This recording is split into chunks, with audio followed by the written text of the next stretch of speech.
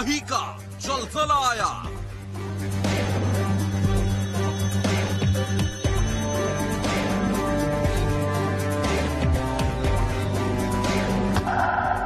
एक जिंदा शहर कब्रिस्तान बन गया।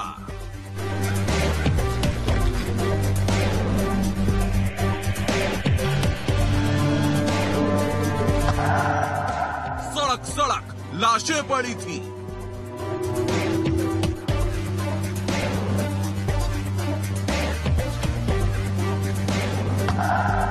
शहर में मौत का सन्नाटा हावी था।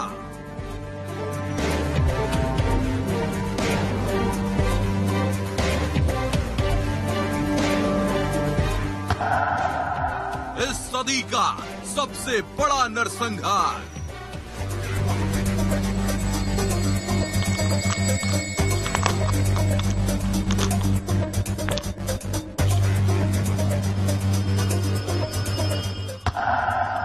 बूचा फाइल्स, यूक्रेन की सबसे दर्दनाक कहानी।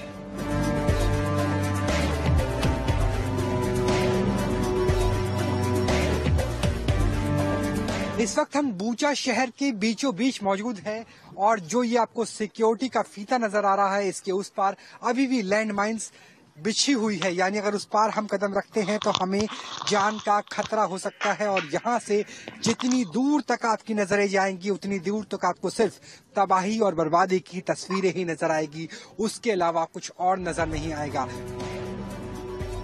कीव पर कब्जे के लिए रूसी सेना ने इसी शहर पर सबसे पहले कब्जा किया था। 24 फरवरी तक रूसी सेना यहाँ थी और उसके बाद पीछे हटना शुरू किया। कुछ दिन बाद यूक्रेन की सेना ने बूचा को अपने कब्जे में ले लिया। लेकिन जो तस्वीर आंखों के सामने थी वो एक बड़े नरसंहार को बता रही थी। बूचा में खूनी खेल, लाशें बिखरी पड़ी थी।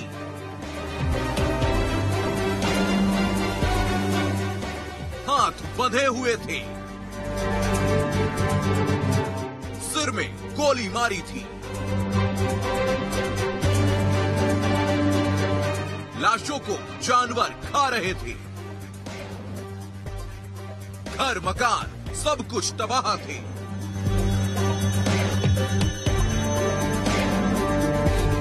इतनी बर्बादी, इतनी तबाही यूक्रेन के किसी भी शहर में देखने को नहीं मिली थी।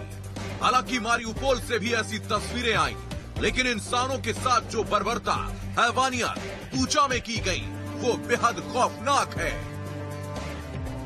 जरा देखिए इस मिट्टी को, ये मिट्टी काली पड़ चुकी है। ये मिट्टी, इस मिट्टी के अंदर बारूद है और ये मिट्टी काली पड़ चुकी है। सोचिए जब किसी धरा की, किसी सरजमी की, किसी शहर की मिट्टी तक काली हो जाए तो स्थिति फिर क्या होगी। हकीकत ये अपने आप में बयां करती है, क्योंकि मिट्टी के अंदर बारूद है, फिजा के अंदर बारूद की दुर्गंध है और वो आपको हम समझा नहीं सकते। लेकिन यहाँ आने के बाद अपने आप में रोवे खड़े हो जाते हैं। इस भयानक स्थिति को देख के रोवे खड़े हो जाते हैं। ये बख्तरबंद जो गाड़ियां हैं, इसके अंदर वो जवान थे, रूस के जवान थे, जिनकी कोशिश थी बूचा शहर, इसके आगे जाके एरपिन और उसके आगे जाके कीव पर काबिज किया जाए, काबू किया जाए। लेकिन वो बख्तरबंद गाड़ियां आपको यही खाक में मिली हुई नजर आ रही है। देखिए आप, लोग यहाँ पर मारे गए हैं और ये बूचा की हर तस्वीर को कैद करने न्यूज नेशन के रिपोर्टर्स की टीम वहां पहुंची। खतरा बड़ा था। आम लोगों की डेड बॉडी तक यहाँ से नहीं उठाई गई है। वाकई बहुत विभत्स करने वाली ये तस्वीरें हैं। कभी भी बम बरस सकते थे, लेकिन न्यूज नेशन की टीम हर एक सच आपको दिखाने के लिए आगे बढ़ती रही। ड्राइवर नहीं भाग पाया, ब्लास्ट इतना जोर से था। तो यूक्रेन के इतिहास का सबसे बर्बर सच हमारे सामने था। बहुत ही ये बताया जा रहा है कि शायद ये एक तरफ जले हुए टैंक दिखे तो दूसरी तरफ हाथ बंधी लाशें। आप इस वक्त तस्वीरों में ये जो हाईवे देख रहे हैं, ये बताया जा रहा है कि यहाँ पर रशियन आर्मी आई थी और उसके बाद रशियन आर्मी के इस काफिले को ड्रोन अटैक से उड़ाया गया। आमने सामने की लड़ाई हुई या नहीं हुई ये कहना मुश्किल है, लेकिन देखिए आप, जहां नजर जा रही है आपकी, यहाँ पर डेड बॉडीज दिखाई दे रही है, जो बताती है कि यहाँ पर अभी कुछ ही घंटे पहले सिचुएशन बुरी हुई थी। देखिए आप, लोग यहाँ पर मारे गए हैं और ये एक और डेड बॉडी है। ये आम नागरिक की बताई जा रही है जिसकी मौत हुई है। ये नरसंहार कितना बड़ा और खौफनाक था, इसका अंदाजा सैटेलाइट से ली हुई इस इमेज से होता है। एक चर्च के पास लाशों को दफनाने के लिए कई फीट चौड़ा गड्ढा खोदा जाता है, जिसमें प्लास्टिक बैग में लाशों को रखकर एक साथ दफनाया गया। बूचा के मेयर ने यह खुलासा किया कि सारी लाशों को इकट्ठा करके अलग दफनाना मुमकिन नहीं था। रूसी सैनिक कब्जा नहीं कर पाए, लेकिन शहर में तबाही मचाकर निकले। कीव के पास बूचा से 410 शव बरामद हुए। 280 लाशों को एक साथ दफना चुके हैं। सभी को एक साथ दफना नहीं सकते, इसलिए बाकी शवों को इकट्ठा किया जा रहा है। बूचा के मेयर ने यह बयान उस वक्त दिया था जब वो रूसी सेना के जाने के बाद पहली बार बूचा पहुंचे थे। रण क्षेत्र में नरसंहार किसे कहते हैं, ये तस्वीरें न्यूज ने पूरी तरह से तबाह और बर्बाद कर दिया। हालात इस कदर खराब हुए, भयानक हुए कि यहाँ पर एक बहुत गहरा गड्ढा करके एक कब्रिस्तान बनाया गया, जिसमें सामूहिक शवों को यहाँ पर कब्र के रूप में रख दिया गया है। इनकी पहचान नहीं है, कोई नहीं जानता इनमें से कौन से रूस के सैनिक हैं, कौन यूक्रेन के और कौन ऐसे नागरिक जो इस युद्ध की तबाही में खुद को बचाने में कामयाब नहीं हुए। किसी लाश के हाथ बंधे थे, कोई औंधे मुंह पड़ा था, किसी के सिर से खून रिस रहा था, किसी की लाश अधजली थी। तबाही का ये मंजर कितना दर्दनाक था, हम सारी तस्वीरें आपको दिखा भी नहीं सकते। हमारी टीम ने एक एक तस्वीर को कैमरे में कैद किया। उस बर्बर तस्वीर के पीछे की कहानी उधेड़ कर रख दी। देखिए किस तरीके से पूरी का पूरा जो टैंक है वो खोखला हो चुका है अंदर से। ये देखिए अंदर कुछ बचा ही नहीं है, यानी कि किस लिहाज से किस तरीके से टारगेट किया गया है टैंक्स को। वो देखिए, यहां देखिए एक टैंक आपको हमें नजर आ रहा है जो अभी इस वक्त पूरी तरीके से ध्वस्त नहीं है। इस टैंक तक हम पहुंचने की कोशिश करते हैं और इस टैंक में इस वक्त क्या कुछ हो सकता है वो हम आपको दिखाने की कोशिश करते हैं। ये देखिए, ये रशियन आर्मी का टैंक है। विकास जरा इधर आइए, यहां हम दिखाना चाहते हैं कि अभी बहुत सारे टैंक 64 किलोमीटर लंबा एक काफिला टैंक का निकला था और वो टैंक्स जो हैं कहां पहुंचने थे, वो कीव तक पहुंचने थे। लेकिन देखिए इस टैंक को अभी भी हम देख सकते हैं कि पूरी तरीके से क्षतिग्रस्त नहीं हुआ है। यूक्रेन के दूसरे शहरों में भी रूसी फौज कहर बरपा रही है, लेकिन बूचा में जो कुछ हुआ वो सबसे भयावह था। जिन लोगों ने ये काम किया है उन शैतानों के चेहरे से नकाब उतरना बाकी है, क्योंकि यूक्रेन रूस के सैनिकों को कसाई कह रहा है। वहीं यूरोप के दूसरे देश भी पुतिन को खूनी तानाशाह बुला रहे हैं, जबकि रूस ने इस सब से इनकार किया है। उनका कहना है कि जब हमने कीव और आसपास के इलाके को खाली कर दिया तो खून खराबा क्यों करेंगे। ऐसे में सवाल उठ रहा है कि फिर बूचा का बर्बर कसाई आखिर कौन है, जिसने बूचा में सदी के सबसे बड़े नरसंहार को अंजाम दिया है। Team news nation. अगर बूचा में नरसंहार के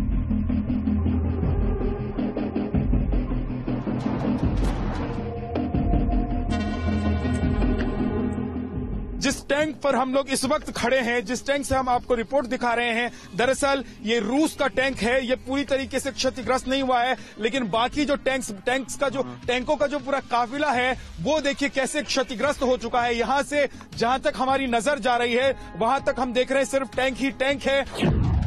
जब बूचा जल रहा था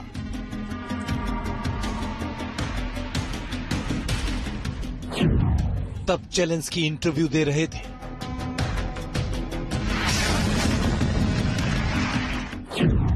जब बूचा में बर्बरता की हद पार हो रही थी,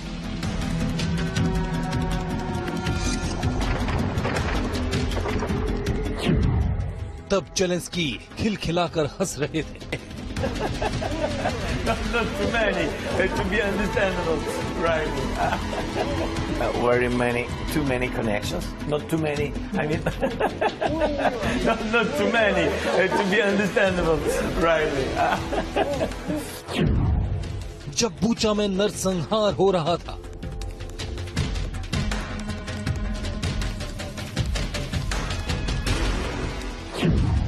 तब जेलेंस्की तालियों पर आत्ममुग्ध हो रहे थे। हाँ, इतना जरूर है, जब जब इंटरव्यू देना होता है तो खुलकर सामने आते हैं, पुतिन को जिम्मेदार ठहराते हैं। इस बार भी ऐसा ही किया।